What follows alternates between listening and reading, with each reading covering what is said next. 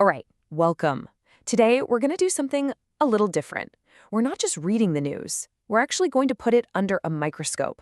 Think of it as a forensic audit, where we measure the distance between what a company says in a press release and what the actual truth is. So, yeah, let's dive right in. So here's our case study. We've got this massive global agrochemical company. They put out a big press release, and the headlines are just glowing. They're talking about strategic synergy, unlocking value, a sweeping reorganization. But if you dig a little deeper, hidden behind all that corporate speak is one colossal fact. Their profits have absolutely collapsed by 43%. And that's really the central question for us today. How on earth does a number that big, a story that significant, get completely buried under a mountain of jargon and these super optimistic headlines? Well, the answer lies in a phenomenon that we call the echo. So, what is the echo? You've seen it, for sure. It's that repetitive loop of information that just bounces around the media. It's what happens when journalism kind of gives up and retreats into what's called stenography.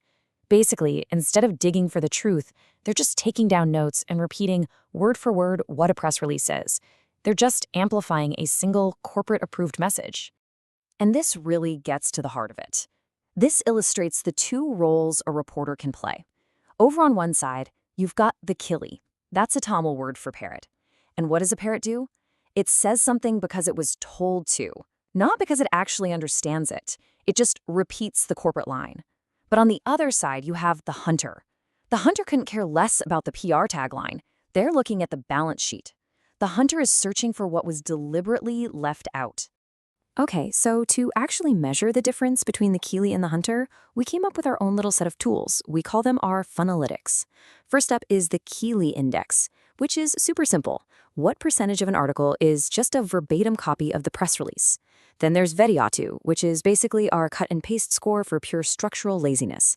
The Kaka Brigade, a murder of crows, that gets triggered when like 10 different outlets all publish the exact same headline.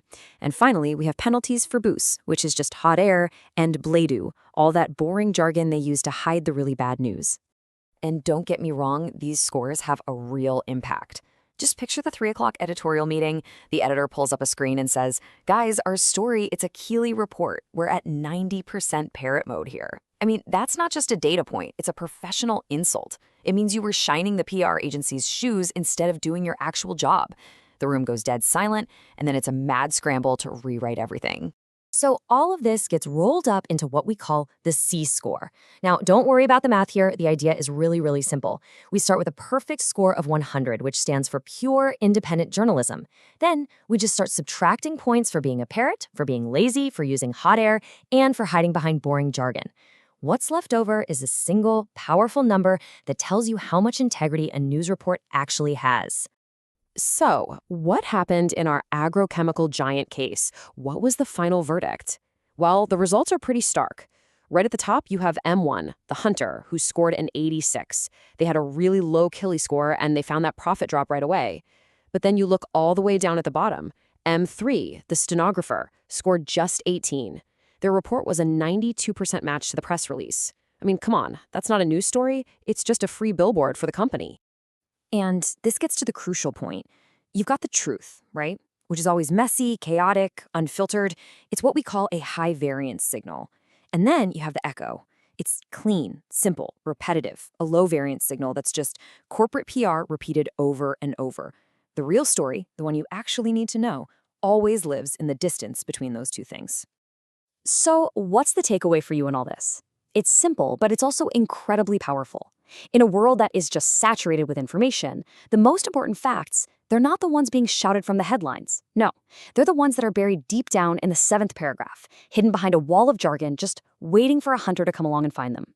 So the next time you see a flood of identical headlines about the same story, just ask yourself, am I hearing the truth, or am I just hearing an echo? The real story is always out there, but you have to be willing to hunt for it. You have to break the echo. Don't be the Kili, be the hunter.